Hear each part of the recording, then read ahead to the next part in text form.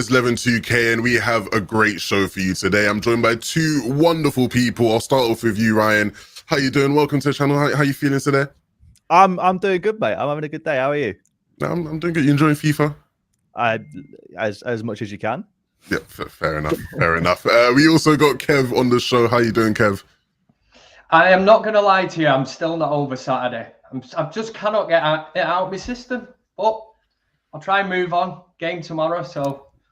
Well, look, Kev, you're not the only person, who will be watching this who feels that way, right? I think a lot of people are still hung up on the feelings, around the game we just saw this weekend. And we're all hoping it will be much better tomorrow. Now, look, we got plenty to talk about because, as always, Ollie has done a press conference. And as always, people aren't happy with what he said, right? There's a lot of frustration around some of the comments he made. And I think people really are almost getting to the tipping point. And we are still very on in the season. And I think we will talk about things in the general scope of, what's going on at the club. But I'm going to read out some of the quotes from the things he said. And I want you guys to sort of give me your takes and opinions on it, your initial reactions, if you have already, had some time to think about it. But he said in the press conference regarding McFred, first of all the stats for them two together, we've had many good results. The way we broke up play against Aston Villa, I think they are very instrumental together. The energy and desire, I really like to have the two of them. I can trust them to give us what they've got. And then the last quote was, fans will always have opinions. It's easy to say who should be playing. Now, hey, but I want to ask you, bro, what did you make of some of the things he said regarding McFred? Were you frustrated? Were you sad? Well, give me the rundown of your thought process. I'm just tired, mate. I'm knackered. I'm so tired because constantly we have these debates. Constantly we say Ollie should be playing this guy, that guy. We're talking to a brick wall. This guy clearly sees what we're saying and just ignores it. I know he's the manager and he's the guy in charge of the team and whatnot, but if so many people have an opinion, surely you would just try something. Just try it. Do you know what I mean? Just try something different once. And then you can be like, look, it didn't work. See, I know better than you. But instead, he doesn't take on board anything. He just consistently puts out this narrative about how McFred is the best thing since sliced bread. And it's so infuriating, but it's also tiring trying to argue the same point constantly and just talking to the same brick wall. I'm just fed up. Kevin, do you sort of share the same sentiment? Or were you quite frustrated by hearing these things, or were you maybe a bit different where, you thought it's maybe not as bad as people are making it out to be? Or do you share Haber's sentiment there? No, I totally share it. And in a way, it's kind of getting to the point. It's almost like, is it any different to what David Moyes used to come out with? All this bullshit after games. We tried, we aspire to be like Man City, when you come out with stuff like that. And it seems to be going down that road at the minute. I was at Old Trafford Saturday and it was very, very strange at the end of the game. I mean, you got home fans kind of bickering with each other. I wouldn't say it was toxic, but it was almost getting to the point where people are actually questioning him now. And the 3 years is up. I've always said honeymoon period. He cannot complain about the squad that he's got, although we all know that we need a central defensive midfielder. He has decided against that. So he lives and dies by that decision. And ultimately, if he continues with Fred and McTominay, I mean, Fred's driving me up the wall. I cannot understand how he gets into the team. But if he persists in playing him, I don't expect the results to pick up. And ultimately, it will cost him his job. And he'll have really nobody to, argue about it with, because it will be down to him, the decisions he makes. How does Donny van der Beek play against West Ham? Now, don't get me wrong, he's the best of a bad bunch, but for me, he stands out. And then we're back to McFred. It's like, come on, seriously. And them comments, I'm not having it. Aston Villa, what, they were breaking stuff up and that, and I've got to look and listen, I like Solskjaer. He's a club legend and all that. I get it. He scored the goal that won us the treble. And that is fine. But I think it is coming to a certain point, a tipping point now, where us as fans can genuinely sort of start asking questions. And that's all it is as supporters. You want answers. I'm in the Stretford End on Saturday, and there's people screaming for Cavani to come on. Why is he waiting so long? the counter argument then I got on Twitter was people, well, we'd already brought 2 subs on. You know, if he brings another one, he gets injured without a 10 men. Just go for it. You know, this is somebody who's been brought up, who apparently knows the United way and should very well know it. You go for it, don't you? There's no point leaving it till 9 minutes to bring Cavani on. Well, I very much, you know, get the frustration, and you know, because we want to bring some different perspectives, and we have to obviously discuss, you know, some of the different sides of it. I do want to play devil's advocate for a second and get your thoughts on, you know, some of the people who may say, look, as much as, you know, we all are upset with McFred, we don't necessarily want McFred to be starting week in, week out.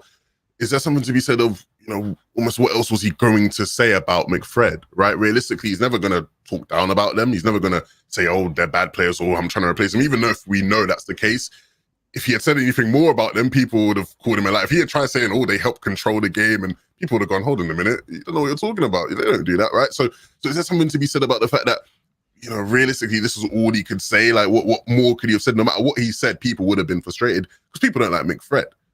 What would you say to that specifically? I'll start with you here, I mean, that's Ollie's best trait for the players, isn't it? That he backs them to the end. You know, I think Ollie would get sacked backing players. I don't think he'd, even if it to save his job, I don't think he would turn against a player. But I hate this whole they bring energy crap. Like a newborn puppy brings energy. What is energy? Literally, I don't understand what he means by brings energy, because we don't need energy. We have energy. We need a good footballer in the middle of the park that can create something. I think watching the game on Saturday, the one thing we lacked massively was a good midfielder that could play a pass to break a line. That just we lacked it so much, and it's so frustrating to listen to him say that, oh, energy. Right, energy doesn't win you football games. Do you know what I mean? Like, I just don't understand what he some of the things he comes out with just make me question him so much. I just don't get the bloke sometimes. Like, he just you don't see Pep Guardiola coming out and being like, yes, this guy brings so much energy. His energy will score. Like, it's just stupid, mate. It's just I hate some of the words he uses to describe crap ideas that he's got. Kev, would you agree with that? The way I sort of feel about it is, you know, I am very much. I'm not frustrated by the things he said because I didn't expect anything good to come from a question about McFred. Right? I don't know what he could. There's nothing he could. The only thing I think he could have said that would have made everybody happy when it's a question about McFred is, yeah, I'm not gonna lie, mate, I'm trying to get rid of them. Actually, we're trying to bring somebody in, and that's never gonna happen, right? Like, realistically, that's never gonna happen. And yeah, him saying, look, they bring energy, they bring desire. That is the standard. Everybody should bring that, right? Yeah. You know, that's not really, you know, something that separates them from anybody else. I think that's what we want, right? We want him to tell us what separates McFred from anybody else, and I don't think we necessarily got clarity on that. The one thing he did say, right, is the ability to break up play. Right. And I think for the people who don't understand why McFred play week in, week out, I think he sort of almost gave the clarity there. I think he said, you know, he likes the way they're able to break up play. And as much as they're not better footballers than any of the other midfielders we have, like Matic, Donny, Pogba, all better footballers than them, those two together break up play better than any combination of the other three. Right. And so that's essentially him telling us what he wants out of that position. Is this, you know, something that you're worried about now moving forward? Is this something that you think to yourself, well, then that means they're never not going to play, right? They're always going to play. I do understand you can defend players, and as a manager, you definitely can come out and defend players. But if you're going to defend Fred, who I've seen a lot of for Manchester United, I still don't get what he's about. You just cannot convince me. If you're going to try and go down that road of saying that Fred breaks up play, does this, that. Recently, I think he's been shocking. It's almost, if Ole Gunnar Solskjaer's trying to pull the wool over my eyes, from what I've seen, I'm in a position to make my, you know, opinion clear on him, because I've seen him lots and lots of times. If it's like Ole Gunnar Solskjaer standing there and saying, you know, it's a dog, and I'll be like, well, no, it's not. It's a horse. No, it's a dog. You know, you cannot convince me. I've seen Fred with my own eyes, and it just, for some reason, it doesn't click in that midfield. And the same comment about energy.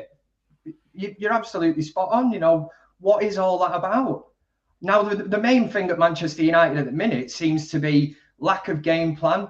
And the main one is in-game tactics, changing it, reacting so slowly, sometimes not even reacting to situations. And on Saturday, I think we really got exactly what we deserved. Didn't twist, didn't make the big substitution looking to go for the game. We lose that goal so late on. Yes, we miss a penalty, which was disappointing to lose. But I think sometimes if you make these decisions, you can win games on the back of them. And I really don't think he was strong enough on Saturday. Left it far too late to react. Loads of people have said this for a long time. I've backed Solskjaer on that. I'm still not saying get rid of him now, but the main thing for me is this: he's admitted himself it was a 3-year plan, and we're into this season. And honestly, I'd ask you all, name me one game this season that we've dominated a team from start to finish, like say Manchester City did at the weekend against Chelsea, where you went, they were absolutely sublime. Well, I think the closest we came to it was West Ham in the Carabao Cup. And obviously that was a game that we ended up losing, right? Because we weren't good enough in the final third to actually, connect on our chances that we got. It's a weird one because I think... I want to know what you guys think about this, right? Because I know what McFred, I've said this before, I know what McFred, I don't expect good out of McFred. I understand what they bring and I understand where they're limited, right? But to me, when you look at that Aston Villa game, that wasn't our biggest problem. We had even with McFred, we had plenty of opportunities to win that game, right? We had plenty of chances. We created we had how many shots on target, right? We had plenty of opportunities to win that game. Now, the approach to the game, the tactics in that game can all be critiqued, but we still should have won that game. We could have won that game. We had plenty of opportunities to win that game. The problem for me was very much, how do you have a team with so much star attacking talent and they're not able to convert on their chances, and in the final third, they don't look like a cohesive unit? That's scary to me, right? That is a big problem because we all have almost, not even we all, but Ollie definitely has almost brushed the attack to the side where it's like, yeah, attack's fine, right? I've referenced it a couple of times. He was asked about our defense a couple of weeks ago in a press conference, and he was like, yeah, we got to work on the defense. The attack's fine, right? We all know the attack. I'm thinking, the attack's not fine, right? We're creating a lot of these opportunities, but they're not high efficiency opportunities, right? A lot of them are very much, shots outside the box or, shots where it's not really a clear-cut chance for you to score, but a player's trying to take a punt, a player's trying to take a one-on-one and these kind of things. And that's not gonna be effective if we want to be able to dominate and roll through the league, right? It's not a sustainable way of attacking. That to me was what our biggest problem is. Is that something that you can see being solved? And if it is solved, do you think that the impact of McFred being so bad will almost be, mitigated a bit in that sense, Haber? I don't know. I don't know, mate. That's my answer. Sometimes I just think Ollie knows where he wants the ball, but doesn't know how to get the ball there. I think that might come from him being a striker and knowing where he wants the ball to fall, and knowing where he wanted the ball to fall to himself and put the ball in the net. Sometimes it just seems like we struggle getting the ball there. I do think he's neglected the attack a little bit this year, and I think it was probably vital for him to work on the attack this year, given the fact that it's the first time a lot of these players have played with someone like Ronaldo in a team. You've got players like Paul Pogba, who is used to having a star man up top. You've got players like Bruno, who has played with Ronaldo internationally. But players like Sancho, I guess you can kind of say Haaland imitates Ronaldo a bit, but Ronaldo's got this aura about him, and he wants the ball all the time. And players like Sancho, Greenwood, when Rashford comes back, he probably wouldn't have played with a player like Ronaldo before and wouldn't understand it. You got to adapt the play a little bit. And it seems like we're playing how we've always played, bar maybe 2 or 3 players that are just only looking at Ronaldo when they're attacking. And it's not connecting. It doesn't seem like we're connecting. We had 28 shots against Villa. How many of those were off target? I think it was 24, because we're just shooting in silly opportunities to shoot. We had a couple of shots inside the box. I think Pogba's header was probably the closest we came to scoring, I feel like. But there's no cohesion up there. There's no identity of play, I feel like. There's no one way that we're attacking that I think works for us. We're just trying everything right now, and that's fine in pre-season. But when you're in the Premier League and you're against an Aston Villa and you need 3 points, we can't rely on players just kind of knowing how to play football. We need some kind of attacking identity, and it's so frustrating. You know, Villa were utilizing their fullbacks really well. They were utilizing Danny Ings for a while in the middle of the park. You know, their goal was nice from a set piece. It's really frustrating to sit there and watch someone like Tuchel come out and say that, you know, maybe his tactics weren't on point against Man City and him losing, and you know, watching someone like Pep Guardiola who seems so aware and self-aware of his tactics, and if it doesn't work, you know, he's frustrated as anyone. And then Ollie, his tactics don't work, and midweek he's like, yeah, McFred, energy, let's go. I don't know. I'm frustrated, mate. I've got so many words, but none of them are the right one to use here, to be honest. I'm just a bit pissed off, mate. Well, I think that's a golden question, Kev, when it comes to his tactics and the things he chooses to do there. In his press conference, he was sort of asked about tactics, and I think it was in regard to things Gary Neville had said. But, you know, he did actually mention, you know, developing patterns of play and trying to improve in that area of the game, right? Because he himself said, you know, he felt like we attacked too fast, right? And he felt like, you know, and I know a lot of people are confused by that. I very much understood what he meant in the sense of, you know, there wasn't, in an attack, right? When you're attacking, right, it's like, you know, you're seeing things as the sort of different options you have, and you explore the different options. Whereas it very much did feel in that game where players almost were getting their head down and doing their own thing, and they were too quick to do that. Sometimes they wouldn't take a moment to think and say, hey, look, is this the best option for me? Do you think that this is something that is being worked on and is developing over this as the season goes on? Because he's acknowledged it, and we know he's not the most tactical of coaches. He said that himself. But surely, you know, he's going to have to improve in that area, because the coaches we're competing with are some of the most tactical coaches in football history. That is kind of the thing that I'm clinging on to. I keep thinking, well, he's got his players in now. Yes, pre-season would have been a great time to get everything together, but a few players joined after that. And I'm literally clinging on to the fact that I want to see him do well. And I'm thinking that maybe some part of the season it will click into place. But the worrying thing at the minute is, who have we actually played this season compared to the likes of Man City, who have already faced the likes of Chelsea? You know, we'll have Liverpool at the weekend. We faced nobody in the top six yet. And that worries me in a way, because if he wants to persist with Fred and McTominay in central midfield, frightening thought is going to the likes of Anfield, the Etihad, when you're going to come up against midfields where you are going to get overrun, Chelsea too.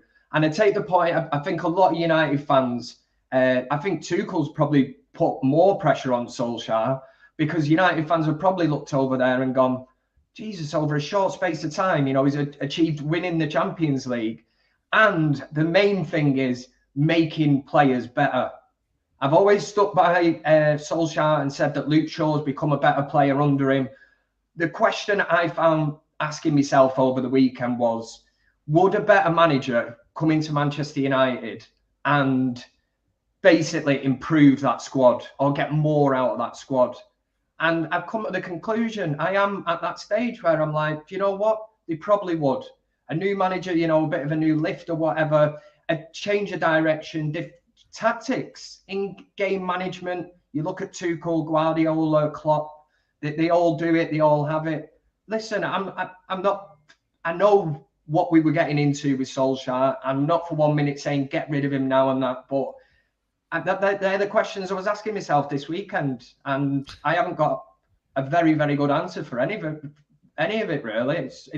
I'm looking at it and going, another manager could come in and get more out of them players.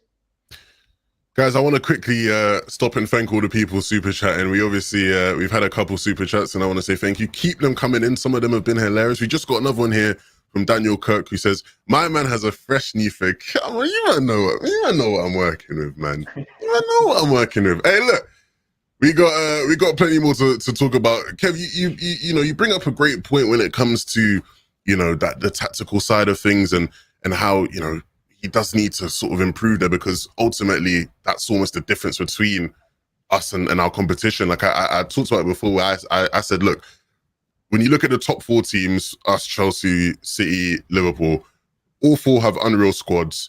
3 of them have unreal managers. And we have whatever you think Ollie is, but I don't think anybody would argue he's an unreal manager. He's one of the elitist of managers. You could say he's good, you could say he's average, you could say he's bad. But ultimately, right, the 3 managers we're competing with are some of the best in the game, right? And not only are they some of the best in the game, but you, like you mentioned, you have the Chelsea thing looming in all our minds. All of us are looking at Chelsea and thinking, Chelsea, they brought in their manager halfway through the season, won them the Champions League and made them look like arguably the best team in the country. You know, time is, you know, sort of running out. We need to win something ASAP. And I think after the first couple of games of the season, it's fair to be concerned, right? I think, you know, people very much people who don't believe in Oli, you know, feel the way they do. But people who do believe in Oli get very frustrated, like, you know, oh, why are people being so sort of negative? I get that, but at the same time, when you lose 3 out of 4, you know, you're not seeing much improvement from last season, even though there's been an improvement in the squad. Of course, there's going to be some concern. And I think the reason why you don't get it with some of the other managers like a Pep or Tuchel or whatever is because they've afforded that luxury, right? They are established winners. They are people who have had great projects in the past.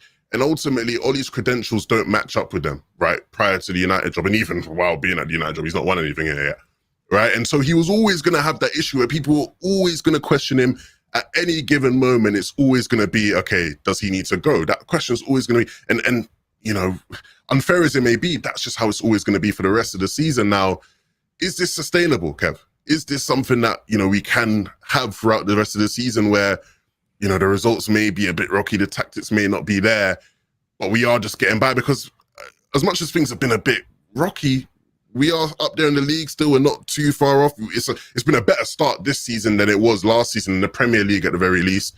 But is this sustainable? Is this going to be enough for him to sort of maintain the fans he does have? And was it over for him? It's going to be a massive week. I mean, God forbid, you know, if we didn't get a result tomorrow in the Champions League, and then we've got another huge game Saturday against Everton. So I'm not saying the pressure would be on him and they'd be looking to sack him after a couple of games, because I do genuinely believe that they will give him this season. I know there's probably a lot of people in the comment section who would like to see an instant change now, a Conte, a Zidane, or somebody come in, which is fair enough. One thing I will touch on, and I think Solskjaer has to take responsibility sometimes. And I mentioned before about pulling the wool over supporters' eyes when you try to convince us that McFred is the way forward. Fred is a great footballer and all this. Fair enough. But you look at Tuchel at the weekend, beaten by Manchester City. You know, he comes off the pitch. This is all on me. There's certain managers, again, it's deflecting off the players, but he's actually come out and said, I got it wrong tactically. This was my fault. We will go back to the training ground and we will work on it. We have had matches like that under Solskjaer at Manchester United, and he's never really come out with anything like that, has he? It's usually something along the lines of, we tried. And listen, sustainable. One thing I will say about him, when he's on the brink, he always seems to pull out a run of games. And I think back to, was it Everton last season? There was talk of Pochettino. Pochettino was on Sky Sports, Monday Night Football, and the rumour mill started, you know, he's going to come in, Ollie's under. And we went to Goodison Park and we played really well and went on a bit of a run after that.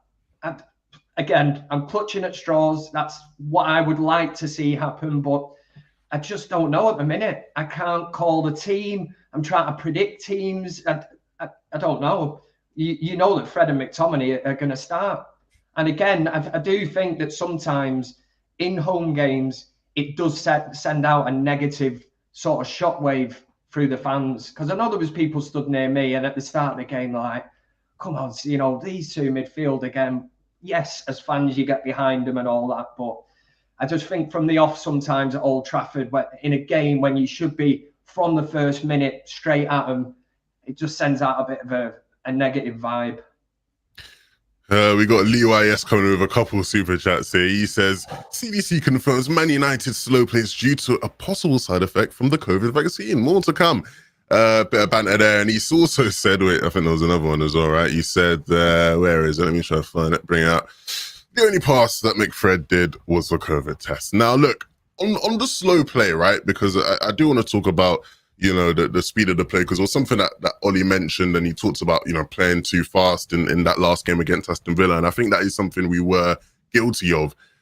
Hey, but, you know, are you almost concerned at that? Because he mentioned playing too fast, right, in the attacking phases, and we didn't almost take a moment to think about maximizing our best options and creating the most efficient chances. But then he didn't sub on Jadon Sancho, his star summer signing, who is almost perfect for those kind of scenarios, and instead brought on Edinson Cavani a bit too late, have it, but then brought on Cavani, who isn't going to really help you to slow things down if that's the case. Is that a concern? I'm not concerned about the play being too fast. My biggest concern on Saturday, I'm not trying to put any blame on him at all, but Greenwood was my biggest concern. I think Ollie's maybe just said to Greenwood, if you get an opportunity to shoot. We've seen in previous interviews that Ollie's said that Greenwood is an elite finisher. He's one of the best finishers he's ever seen. And I think that he's almost put this kind of responsibility on someone like Greenwood to try and get that game winning or game tying goal. In doing that, Greenwood had a lot of opportunities to pass a ball to create something great on Saturday. You know, there was many a time he had the ball on the right and he cut in and shot with his left when he could have crossed the ball into Ronaldo. You know, we saw that the opportunity he got on his right foot where he fake shot inwards and Bruno was right next to him and he could have passed the ball across. I don't know if I put that down to playing too quickly or if that's just Greenwood been told to go for the shot. But I think the most concerning thing for myself is that it's almost, I'm not saying Ollie doesn't have tactics, but I think Ollie might have gone and said to certain players to almost do it themselves, right? Like we've heard of this kind of, you know, McFred, inshallah, kind of, you know, individual talent team. And people have called us that in the past. You know, I think our own fans have said many a time that we rely on individual talent to bail us out. And I think that was very obvious on Saturday as well. It almost seemed like we were relying on someone like Greenwood to do it himself, or as opposed to any kind of team play. I'm not worried if play's too slow at all. I don't think that what even is too fast. How can play be too fast? Like if you know what you're doing, we've hit many a counter attack in the last 3 years that was absolutely rapid. I mean, if you know what you're doing, how can you play be too quick? I think it's more so the fact that we don't have anything in plan. So well, I think that is the issue, right? Hey, but I don't want to. No plans at all attacking. That's it. We don't seem to have any kind of idea. So they're trying to think of it on the spot. Maybe that's why it seems like plays too quick. But you know, if you knew how to attack and you had, you know, plans in place for attacking, you'd done something on the training ground, you'd figured out a few moves on the training ground, you wouldn't need the play to be slowed down in order to try and create a goal. Yeah, I think, you know, it's not the first time we've seen this. This is the problem, I think, right? It's not the first time where we've watched a game where our attackers don't necessarily look like they have a cohesive idea when it comes to how they're going to score. It's not the first time we've watched a game where we look like we are relying on people to try and create a bit of space and try and find something that way, you know, and that is going to be something that needs to improve.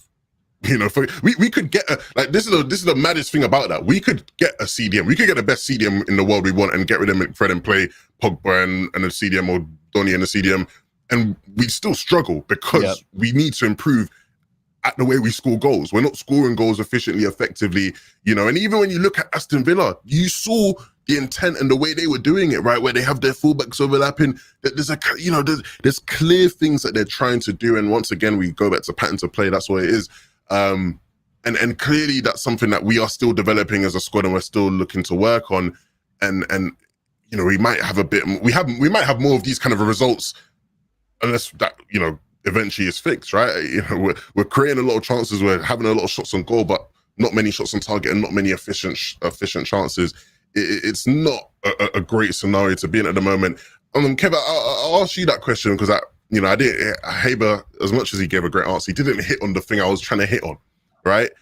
You know, he's talking about the game being too fast and how, you know, we weren't just taking the extra moment to be careful with the opportunities we were creating, which is true. Why wouldn't you bring on Jadon Sancho? You signed him for 70 million. Why don't you bring him in? That game was crying out for Jadon Sancho, no? Yeah. I can't disagree at all. A lot of people were saying it exactly the same. You know, it kind of begs the question, and is he going to go down the kind of Donny van der Beek route? Jadon Sancho, where we're not going to see him for a bit, and we are told that he needs to get used to the pace of the game and stuff. Just spent a hell of a lot of money on him, and he is a fantastic talent. The only way he's going to get integrated into that team is by actually playing. And when you go on as well about the kind of cohesion in the team, we've got Shaw and Wan-Bissaka, who are more or less two of the first names on the team sheet every week. Further forward then, you don't really know who's going to be playing in front of them. Long are the days gone of 4-4-2. The likes of Giggs and Beckham who used to track back and work in tandem with the likes of Dennis Irwin, Gary Neville and that. Teams do play differently. And I do think that if you play Greenwood on the right-hand side, Wan-Bissaka, great defensively, but getting forward, I think he's been terrible this season. And Greenwood he wants to be a number 9, but he's been pushed out there because of the signings that Solskjaer's made. He probably doesn't trust him as a number 9 yet to hold the line, which is fair enough. You've got Cavani and Ronaldo in front of him. And the same on the other side, Luke Shaw. Who's he going to be playing with? One week it might be Martial, the next, who knows, Sancho, who he's not really played with that much. And that's where you touched on before as well. Teams get other teams by going down the wings, bombing down the wings. Somebody stops, fullbacks bomb on. But football has changed, Yeah, I definitely think we need to enhance our wing play. The way I saw it is that was clearly something he couldn't identify at the time, right? Clearly, they've gone back, they've watched the match, they've taken a look at things, and he said he's realized, oh wow, we were playing a bit too fast. But it just shows in the moment they couldn't see that, right? Because they didn't make the change. Because I think if you knew that, if that was what you knew the whole time, you would have brought Sancho on, but you didn't. I'll be real quick. I'm not worried about Jadon Sancho becoming a sort of Donny type player, because I think you look at the scenarios where they were both brought in almost very different, right? Where Donny was like a last minute thing. We didn't know we were going to get Donny. We were linked to him. The next day we signed him, right? It did seem like a last minute thing, like a backup thing. Whereas Sancho, there's been this obsession with him for ages. So, when people try and make the argument, oh, not his signing, this kind of thing, we know, if you do believe in all that stuff, we know Sancho's Oli signed. We know Sancho is obviously someone that Oli wanted. I wouldn't be worried about him being iced out the way Donny has, but it is something to be said about, when is Oli gonna choose to use him in games? Because with Rashford coming back, Rashford's been posting pics of him back in training. He obviously really likes Greenwood and what he offers in terms of his directness off the right. And then, of course, you got Pogba still in the winger rotation because he loves McFred. So we know we're going to see more McFred. So Pogba's in the winger rotation. Martial. There's so many people in there now. Is this a concern? And I want to start talking about the Villarreal game tomorrow. We can sort of do like a mini preview of that. Do you expect to see Sancho featuring tomorrow? Or, do you think there is going to be a bit of a step back with his minutes? I think Sancho will feature tomorrow. But I think the problem, and it's the same problem with Van der Beek, I don't think Oli knows how to use them properly. I don't think Oli knows how to use Van der Beek, and I don't think he knows how to use Sancho. These are two players that look very good in sort of that quick 1-2 football. I mean, at Ajax, Donny van der Beek was absolutely key in, a quick pass and a move, feed the striker through, or, he's getting in the box himself and putting it in. And with Sancho and Haaland bounced off each other so well at Dortmund.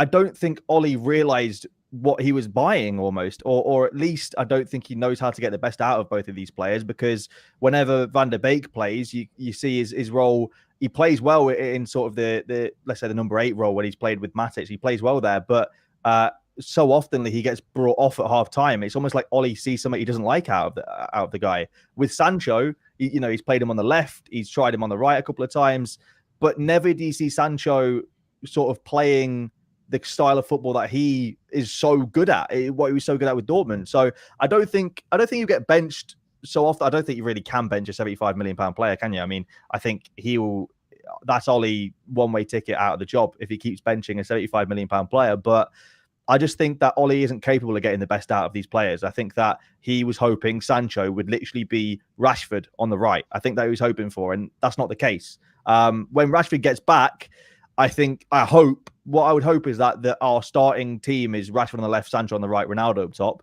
It doesn't mean Greenwood gets benched, but I think Greenwood will be good coming on, in the 70th minute to bring some energy into the game as he so much likes. But I honestly think that what we'll start seeing is whilst Rashford gets back and we see Rashford start to get fit again, it's just going to be a case of Greenwood on the right because he loves Greenwood, Sancho on the left, not using him to his full potential. And we could just see the worst of Jadon Sancho this season because he doesn't know how to use the guy. He just doesn't get how to use the guy at all. And that's totally down to Ollie. That's not down to Sancho. It's not down to the pace of the Premier League. It's not down to whatever excuse he's going to give for why Sancho's not performing. It's down to Ollie not knowing how to use the bloke.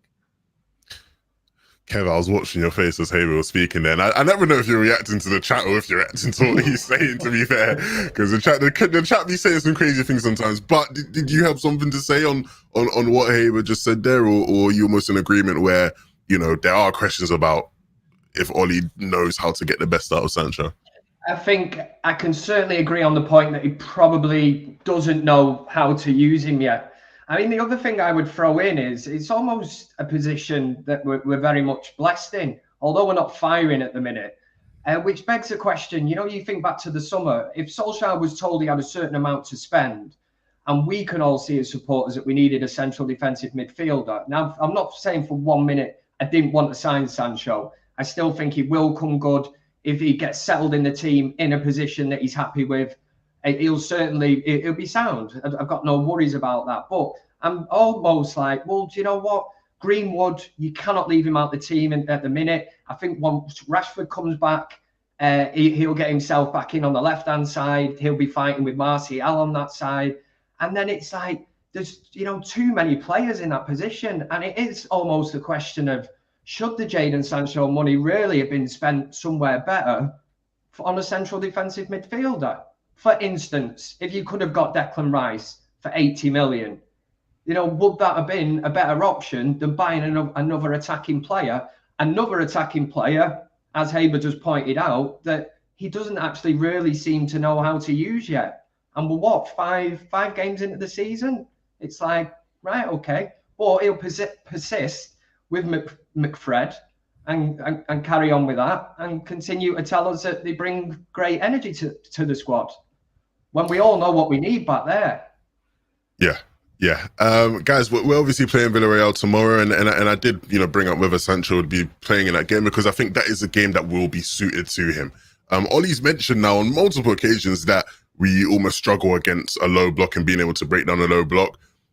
Regardless of what you think of Unai Emery, I'm sure a lot of people, their opinion of him is soiled by his time at Arsenal, but he's a good coach, right? He's a good coach, tactically understands the game quite well, and he will know we struggle. He saw us struggle against his side in the European final. Is this a worry? Is this a concern that, you know, realistically, they're going to go there, they're going to sit back, they're going to play quite deep. They might even play, they've been playing a 3 at the back system or a 5 at the back system. You know, that's something that they're probably going to whip out. With all the struggles we've had to be able to efficiently create goal-scoring opportunities, paired with the fact that we're going against a manager who will willingly and happily sit back and let us just attack them all game long, are we in for potentially, you know, a disaster class tomorrow when we need a really good result? And I hope we get a really, really good result. So I don't want people to go, oh, look at you wishing we lose. Like, you know, it's not going to be an easy, like, after the week we've had, this is the kind of game where you do want to just go out there and smash a team 5-0 and, you know, let's just all pretend everything's fine, even if it isn't, right? But you're not going to get that. Like, I always do predictions, right? And I always ask you guys what the score's going to be. I usually say something like 5-0. I think 1-0 is probably the best we're going to get, right? Like, there's not going to be a lot of goals in this game. You know, how are you guys feeling about our chances tomorrow? I'll start with you, Haber. It's not going to be easy. I am a bit scared. If we somehow go out and we absolutely dominate this team, it's a massive positive because I don't think, like, obviously Villa weren't playing quite a low block on Saturday. They were attacking us. The games I'm scared about this season, I am terrified against Chelsea. I think that with their 5 at the back system and how well they are defensively, I am terrified for that game and the fact they've got great attackers as well going forward. So I think if we can try and figure out some way to attack a low block against a team like Villarreal, it's a positive note for those big games, you know, the important games against the Chelseas, for example. But I agree with you. It's going to be a very, very hard game. I hope he plays attacking. I really don't want to see McFred at all. I'd hope he plays Matic and Donny as the 2 DMs. I hope he plays Dallo and Telles. Well, he has to play Dallo, but and I assume he has to play Telles as well with Shaw's injury. And they're just pushing up constantly. Ronaldo up top, Sancho, maybe Sancho plays on the left tomorrow and Greenwood plays on the right, or he plays Pogba on the left maybe. I just want to see all-out attack. I want to see us going for it, because if we remember in the final, they didn't have a player in their own half for 90% of that game. Their own striker was almost in like a 5-man midfield. They were defending that bad. We don't need to keep people back. We can have Maguire, Matic, and Varane around the halfway line, and it's not going to be an issue. It's not going to be like Başakşehir where Jemba Bar runs the length of the pitch and scores. Like, it's not going to be like that, because they're going to have so many people back. So we can take a bit of a risk tomorrow. And I think if we don't, I agree. How the fuck are we going to score, mate? How are we going to get goals? Unless it's a Ronaldo masterclass or some kind of amazing ball in, how are we going to score against a low block if we don't take a risk and go super attacking? Yeah, Gorbo with the super chat saying, playing the big yellow bus again, the big yellow submarine. That's what they call themselves, right? The Villarreal fans, the yellow submarine. We got another super chat here from Matthew Robinson, who says, of course he backs McFred. It would make him look stupid. It's probably one reason he has brought a CDM. He would have to drop them. Oh, if he had bought a CDM, he would have to drop them. Yeah. I'll get your thoughts though, Kev. What are you thinking about our chances tomorrow? There's obviously been a lot of talk about potentially changing the system because Maguire's going to be out. Shaw might be out, but he might also be involved. People saying we might play Lindelof, Varane, and Bailly at the back, and then play with Delo and Tellers as wing backs, because Wan-Bissaka's also out. 3 of our 4 defenders are probably out tomorrow. Fun. Do you know when you said at the start you'd take a 1-0, or you can see it being 1-0? I'm sorry. Yeah. I don't know whether I've lowered my standards, but I was just ready to say, I will snap your hand off. Yeah. My standards have slipped big time. But do you know, I think, like Haber says, it is more about the performance tomorrow. But it's also vital that we win. Because let's not forget the young boys game. I think none of us would have certainly seen what was coming that evening. So it's all about getting the 3 points on the board. You don't get them tomorrow, you're playing catch up big time, giving yourself an absolute mountain to climb. He should be able to bring players in. I would prefer to see Matic in there. Will we see him? I just don't think he will. I think he'll go with Fred and McTominay. He's trusted too. But I think Manchester United, it's all about width. Can we get that ball out to wingers that can supply Ronaldo? Because at the weekend, non-existent, you can say that he didn't really have the service, not much to feed off or anything. It's all about really playing to his strengths tomorrow. And it's absolutely vital that by the end of tomorrow evening, we've got 3 points. Yeah, look, Paul Lucas with a great, message in the chat here. Shout out to everyone that's been hanging out, by the way. It's been a good day. Look, hopefully Tellers and Delo can provide some crossing. Against a low block, it's going to be essential we get good balls. And then, this might be the one game where we actually see him start Cavani and Ronaldo, right? To try and just get a presence in the box with Tellers and Delo, right? We look at Delo, when people mention Delo, it's to do with the fact that he's a better attacking fullback than Wan-Bissaka is. Hopefully he can provide that for us. And, with Tellers coming in, we knew Tellers has great delivery. Obviously he's not had the greatest time so far at United, but, he needs a good game. This would be the best time to have it if Oli does go with him and doesn't risk Shaw, which I really hope he doesn't do. Guys, I'm going to ask you, score predictions. I've said already, I'll take the 1-0. Haber, what's the scoreline tomorrow? 4-1. Oh, God, Haber. I'm gonna look a genius when this gets clipped and it comes through. Nah, mate. I've spoke to the boys. They're confident. 4-1. Guys, please clip this and send it after the game tomorrow. If it's not 4-1, berate Haber in his DMs about him being wrong. Don't do that, actually. Nobody likes that. There's always got to be someone that goes for it, right? Someone's got to be. Yeah. Fair enough. I'm being that guy. Enough. Yeah, no, fair enough. Some people in the chat saying draw, loss, 5-0. Bloody hell. I want to know what you're smoking. Kev, score prediction for tomorrow. I'm optimistic. I am going for 3-0. And I just missed off my little thing. What I was going to say before is the first goal in this game is vital. And this is why I keep saying about United. Get out there and set the tone for the rest of the evening. Manchester United can go out there and get a goal within the first 5 minutes. We know exactly what you two just said about Villarreal. They will just fall apart if United can get an early goal, crowd behind them. they'll fall apart, and that's why they'll win 3-0. All right, guys, look, we're looking forward to it. We'll be back tomorrow with coverage of the game. It's been a pleasure having both of you on. You want to just remind the people where they can find you on social media and all that? You know, you got to plug yourself, self-promote a bit, and a little bit, you know. Hey, but where can the people find you? On the United stand.